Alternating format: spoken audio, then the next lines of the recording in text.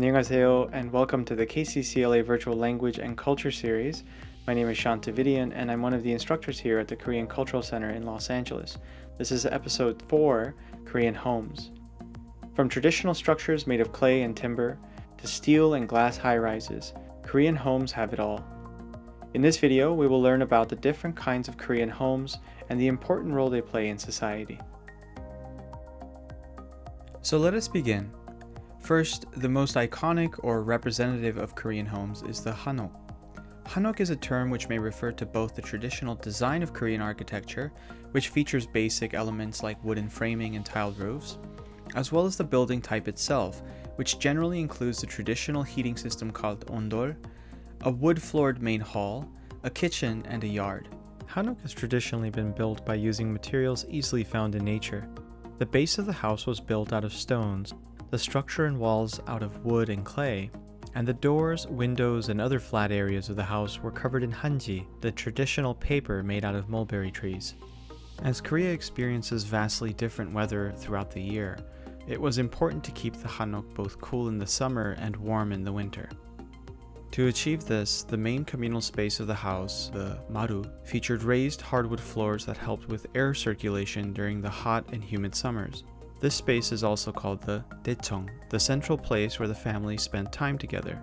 To keep the house warm in the winter, Hanok utilizes the Ondor underfloor heating system. This system uses raised masonry floors and horizontal smoke passages underneath it to deliver wood smoke from a stove, generally located in the kitchen, to other rooms to heat up the floors. To prevent the smoke from getting into the rooms, the floor was covered in stone slabs, clay, or oiled paper.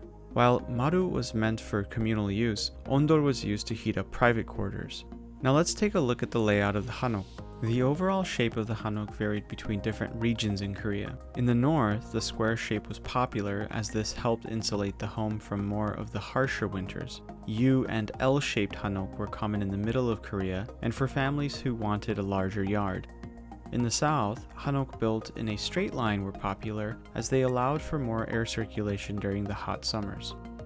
Besides the already mentioned sections of the home, a Hanok generally featured an anche and sarangche.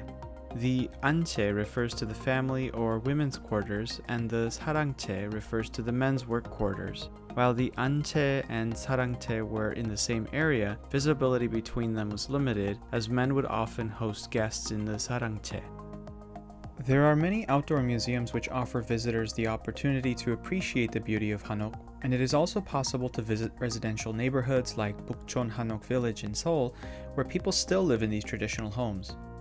These days, many Korean families also choose to live in apartment buildings, which are called apate. Apate is an abbreviated loanword. This type of housing can be found in both dense metropolitan areas as well as in rural areas.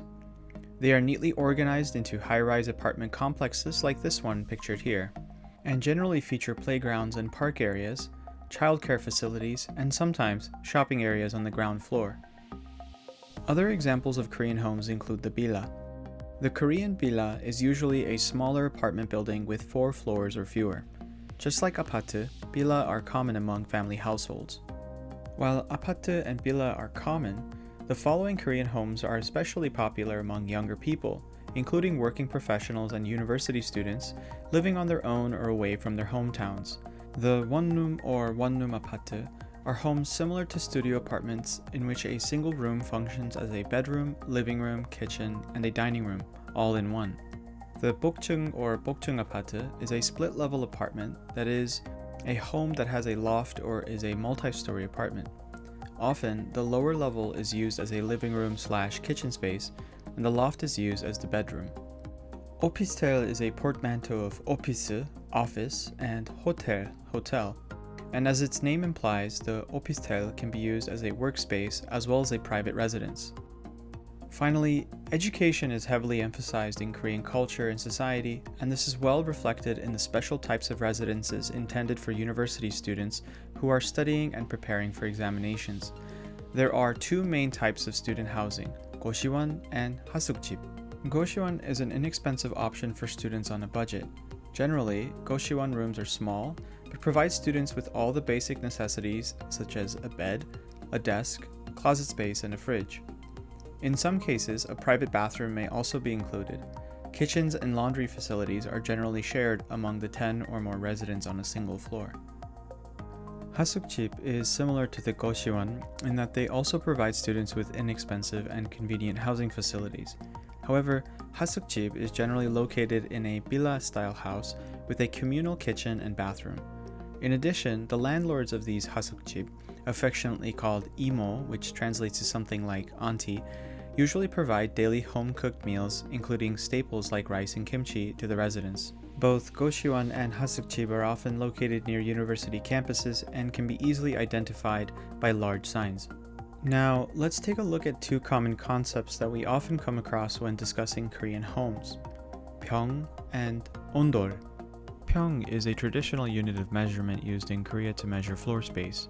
One pyeong is approximately 35.5 square feet, or 3.3 square meters. While the metric system is used in Korea today, and while it is common for real estate advertisements to describe floor space in terms of square meters, colloquially speaking, people will still often use pyeong. As mentioned earlier, ondol is a traditional type of underfloor heating that has been used in Korea for centuries.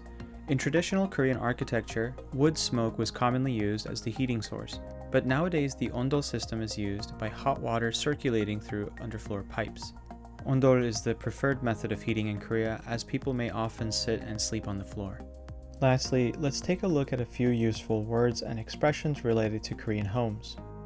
The Korean word for to live or to live in is 살다. 살다. Here's how you might ask someone where they live. 어디에서 살아요? 어디에서 살아요? And in response, you can say 서울에서 살아요. 서울에서 살아요. Here's another example. 어디에서 살아요? 일산에서 살아요. 어디에서 살아요? 일산에서 살아요. Now let's take a look at the Korean word for to move. 이사하다. 이사하다. If you want to tell someone that you are moving from one place to another place, you can use the following sentence structure. For example, I am moving from Hongdae to Sinchon. 홍대에서 신촌으로 이사해요. 홍대에서 신촌으로 이사해요. Now let's review the words we covered in today's episode. 한옥, 한옥. 마루, 마루. 온돌, 온돌. 안채, 안채. 사랑채, 사랑채. 아파트, 아파트. 빌라, 빌라. 고시원, 고시원. 하숙집, 하숙집. 원룸, 원룸. 복층, 복층. 오피스텔, 오피스텔. 평, 평. 살다, 살다. 이사하다, 이사하다. And to wrap up this episode on Korean homes, we leave you with the following proverb. 웃는 집에 복이 있다, which translates to something like, a happy home begets good luck. 웃는 집에 복이 있다. Thank you for joining us for this episode of KCCLA's Virtual Language and Culture Series.